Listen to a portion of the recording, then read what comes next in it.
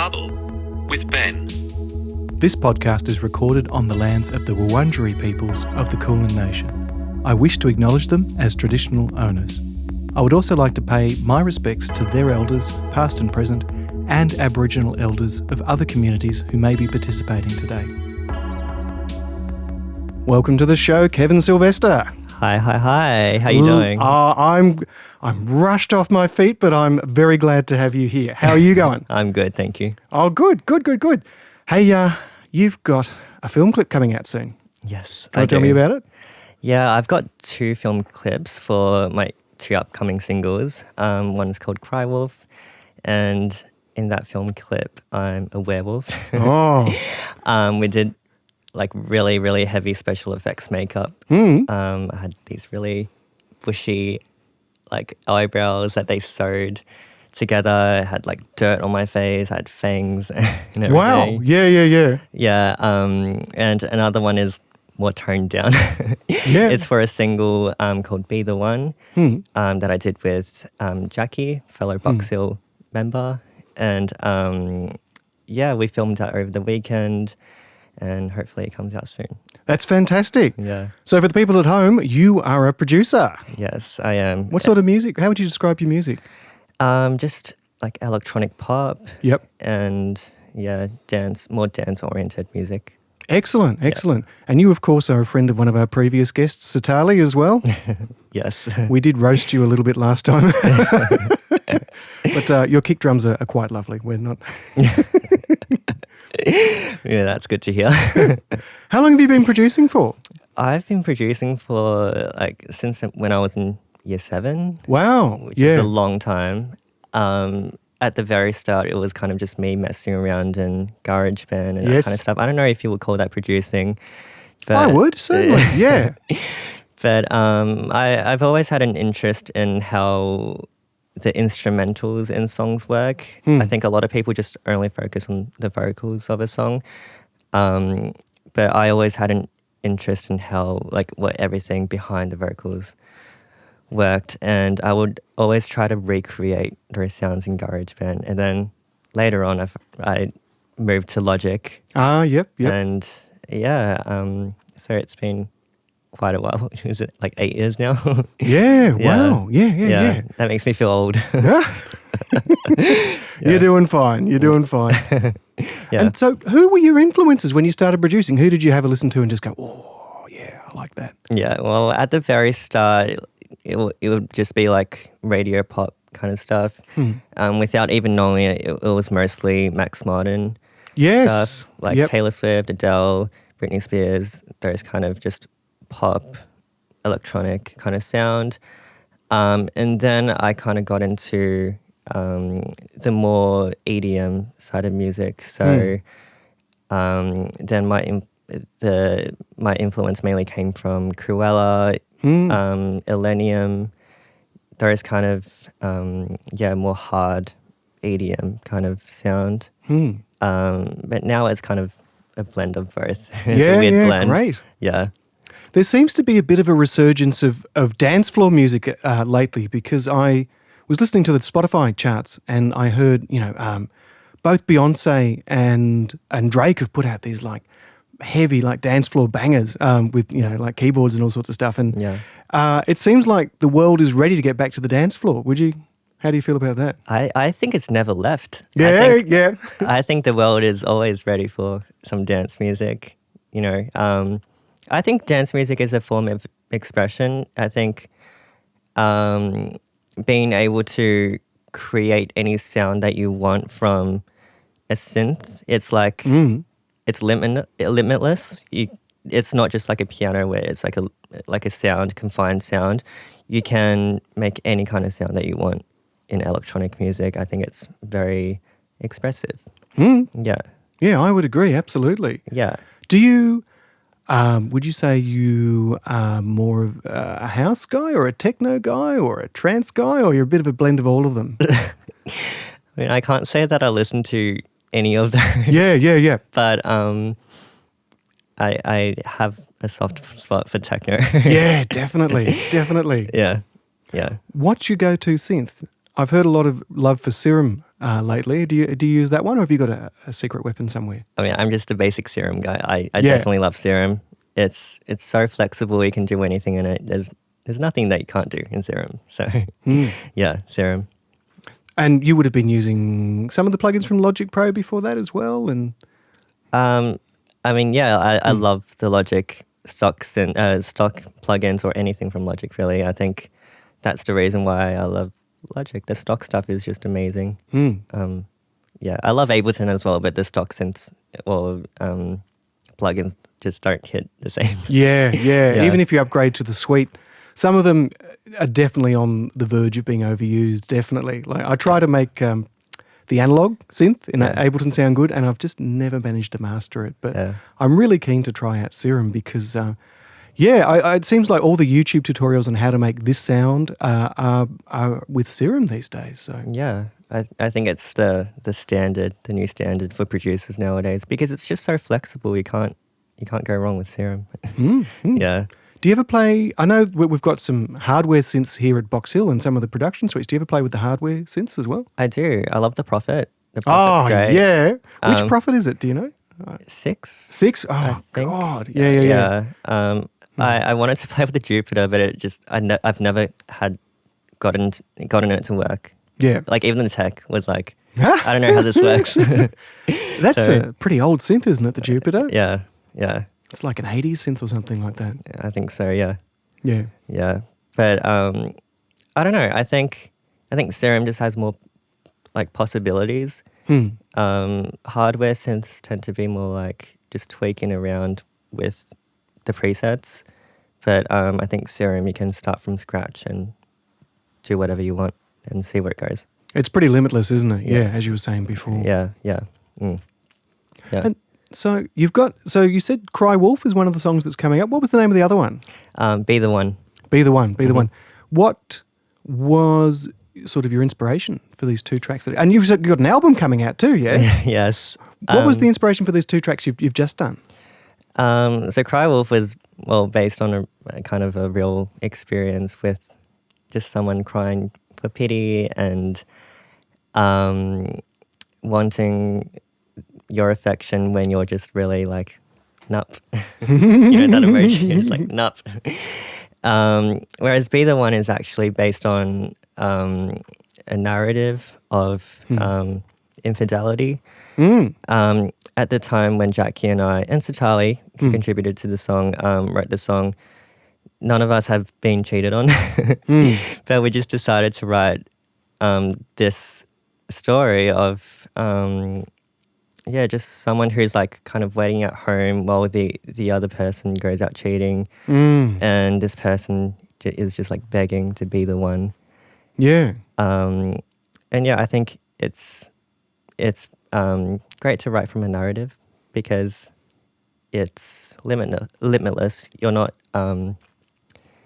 just constricted by your personal life experiences. You can kind of write from anything, and use your imagination for anything. So yeah, it's great to do a character study like that. I mean, there are all sorts of artists. I mean, I think Bob Dylan would write lots of songs from a perspective that wasn't his own. Led Zeppelin were full of it as well. I think it's I haven't done it myself, but it is a very good exercise, I think, for any artist to sort of use your imagination like that and to be able to play a character. Yeah, for sure. Are you singing on these tracks, or is someone else coming in to sing for you? Or I sing on that track as well. I sing on both the tracks as well, but it's a duet between me and Jackie. She's kind of like she's the female character who's being cheated on, and I'm the cheater. And that also occurs in the music video as well. She's just staying at home, waiting for me, and then I'm going out my way to cheat. Did you enjoy being the villain? Yes. It was funny because I'm not attracted to women, but at the same time I had to like pretend that Jackie and I were a couple. So I betrayed my sexuality for Oh, you join a long list of people that have done that. Rock Hudson. Even look, if Elton John and Freddie Mercury did it, you're in good company. Yeah. I'm just trying to think of what else you have been up to lately. I know that one of the things that I was very, very impressed by is on your Instagram, you have got a plaque from Spotify. What was the story behind that? I mean, that song, it's kind of just a song. It's called You and I, a song that I just put out and without any promotion. Normally I put like a lot of effort and money into my promotions and photo shoots and just all the visuals behind it. But that song I kind of was just like, oh well, just put it out on SoundCloud and Spotify and whatever. And it actually, well, I submitted it to kind of like this copyright-free music YouTube channel. And YouTubers, or like gamer YouTubers, started getting that song and putting it in their videos. And suddenly, like, a lot of gamers and all these YouTubers started using this song in their videos. And those videos have like millions and like tens of millions of views. And those people started listening to the song. And I guess that's just how it happened, which is really interesting because people don't think about how, like, even just as background music, it can really blow a song up. Sync, they call that, isn't it? Yeah. The sync licensing. Well, I guess it's not really sync because I'm not making any money from the background music, but because I'm not monetizing from those videos, but it's still good, like, publicity, just like getting them to use it for free, you know? And have you found that your stats for your monetized material has gone up since? What was the name of that song that we were talking? You and I. Cool. Yeah. Was the exposure worth it for that one? Did you find? For sure. I mean, even just from the money from Spotify, it's pretty worth it. Absolutely. Yeah. So what's You and I about? It's about this relationship where someone is kind of a mess and thinking, like, if the other person finds out or see how much of a mess I am, would they leave and would everything be the same as it was? And yeah, it's kind of just about that insecurity, about how like fragile a relationship can be under those circumstances. And yeah, it's actually quite sad, but like it's juxtaposed in a really upbeat electronic banger. But that's kind of like all my songs. That's kind of like Be the One as well. It's a really, really sad song about cheating, but it's juxtaposed in this huge banger. It's a classic recipe. I think the first time I really became aware of that sort of happy soundtrack to a morbid song is a band called the Smiths, who were very, very known for that. And it's just a recipe that works, isn't it? Yeah. Yeah. Because, I mean, I guess emotion can go both ways. If you make it a banger, it could be like a huge emotion, but it's, you know, a very intense, sad emotion. Yeah. It's not like a banger can't just mean happy, right? It can also mean anger. It can also mean, you know, extreme sadness. Yeah. It's a bit like a peanut butter and jelly sandwich, isn't it? You got to have the opposites there. You got to have the salty and the sweet. That's a great analogy. I like that. Do you have you heard your songs out on dance floors? Do you go out clubbing at all? I wish. Yeah. Honestly, I don't think my songs are like suitable for dance floors. I think if people like listen to the lyrics, they're just like, what am I dancing to? Like, they're electronic music, but I wouldn't say they're like very clubby music. But I mean, I would love to see a world where people would dance to that type of music in clubs. So, yeah. So how do you go about promoting your music? You were saying that the one song you didn't promote ended up blowing up. Yeah. But what's your standard procedure for once you've got the masters back and you're like, all right, I'm ready. I love to have a whole world of visuals around my songs. So I would love to do music videos if I have the money to. You know, photo shoots, blogs, radios, just that kind of press release type of thing, which like I didn't do anything for you and I, but I am planning to do some of that for the upcoming releases in my album. Yeah. Do you enjoy the promotion of your tracks, or do you find it sort of a thing that has to be done? A thing that has to be done. Yeah, I think I dread it. Oh, really? Yeah. I do. Yeah. I actually thought at one point, like, if I could be a musician and never had to do a photo shoot ever again, I would completely be happy. Really? Yeah, yes, I completely dread it. As much as I love music videos and like looking good in photo shoots, like it just drains the energy out of me, and I'm always just like so critical of myself and the visuals. So yeah, I think I dread it a lot, and also there's a lot of rejection that comes with promoting, especially when you're submitting to blogs and radios and all that press stuff. So yeah, you have to be strong in the heart for that. Yeah, there's a bit of cold calling. There's a bit of, I hope this email finds you well. Yeah. Please pay me attention. You know what I mean? Warmest regards. Warmest regards. It's kind regards. Yeah. Oh, exactly. I'm going through a little bit of the same thing with something I'm working on for Suburbia. You met Emma just before we were doing some recording. And I'm going through the same thing too. I'm like, oh my God, you've got to give them a couple of weeks to, submit it to playlists, and then you've got to, I don't know how you go about getting radio interviews and all that sort of stuff.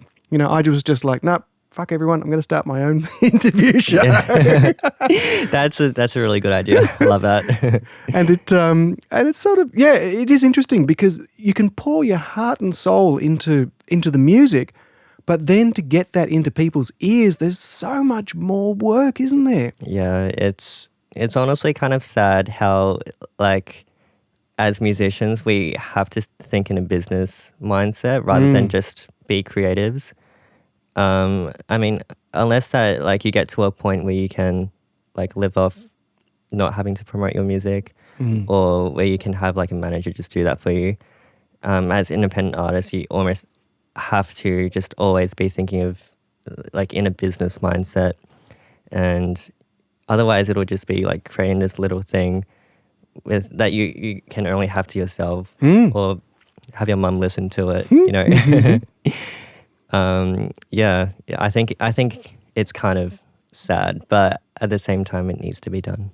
Yeah, because I think now that streaming is sort of the default way that people find things, there's just so much competition now. For sure. It's not like the old days where, there was sort of a barrier to get on, Rage or something like that.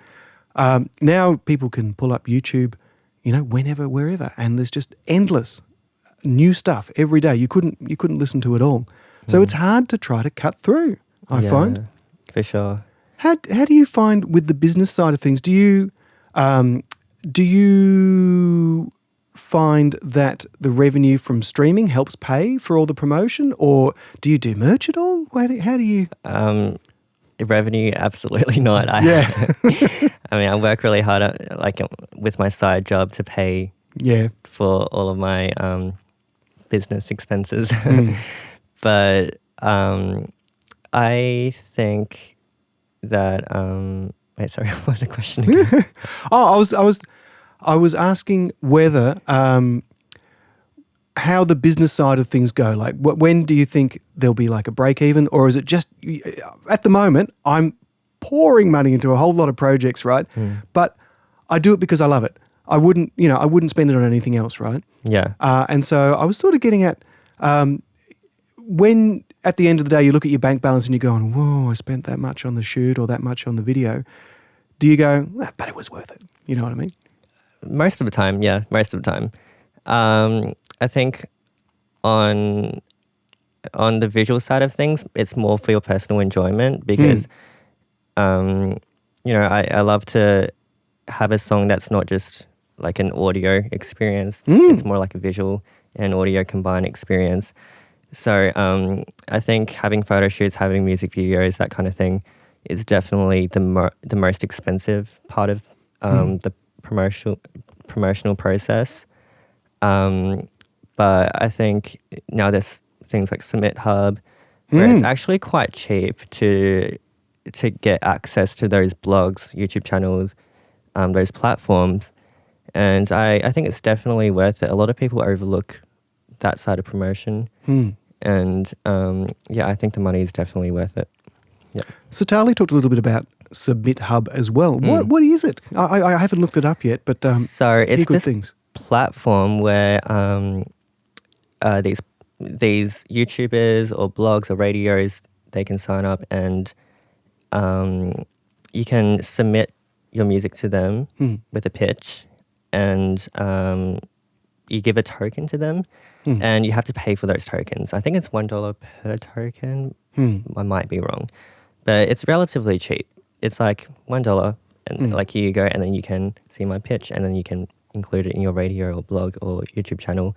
And I think it makes things cut through a bit more, and it doesn't make things as saturated as before.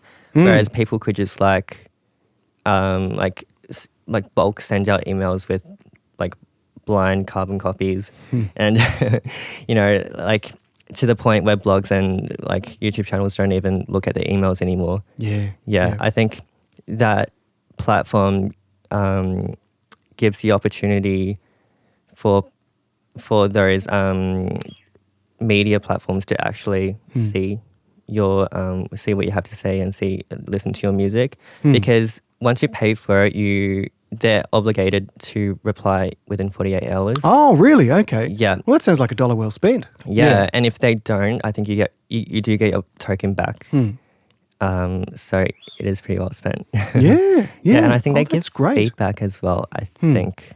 Yeah. Oh, well, that sounds like a really good service in that. And you've used that for your tracks as well, hey? Yeah. Great. Yeah, definitely worth it. How do you go about when you make your videos, right? Have you got like a go-to director that you go to, or how do they come about? Well, I normally contact them. So for Cry Wolf, I worked with this director from the company The Creative. They made music videos for Amy Shark, Doug Cameron. Oh, wow. Yeah. And her. And yeah, he's really, really great. They kind of do these kind of like Halloween horror themed music videos. And that was really cool. And for Be The One, I decided to go with my photographer, who put together this team of media people. And yeah, so that's how I would go about it. But for future projects, I don't know, I'll see what the theme of the music video I want to make is, because they're different themes, and every director has their own style. So I don't think I would want a Halloween director directing the Be The One music video, you know. But if you're after a werewolf clip, the Halloween director sounds like the one to go for, hey? Yeah, for sure. Did it take you very long? Because it sounds like you've got a pretty good team behind you now. Did it take you a long time to sort of know, okay, well, if I want this, I've got to contact this person? And you know, like, for example, do you use the same mixer and mastering engineer each time? I do, yes. I don't trust anyone else with my mixes and masters. Actually, Satali, for every single song, she uses a different mixing engineer and different mastering engineer. And I'm like, how do you trust people with that? This is my roast, by the way. Oh, yeah. There we go. This is my moment.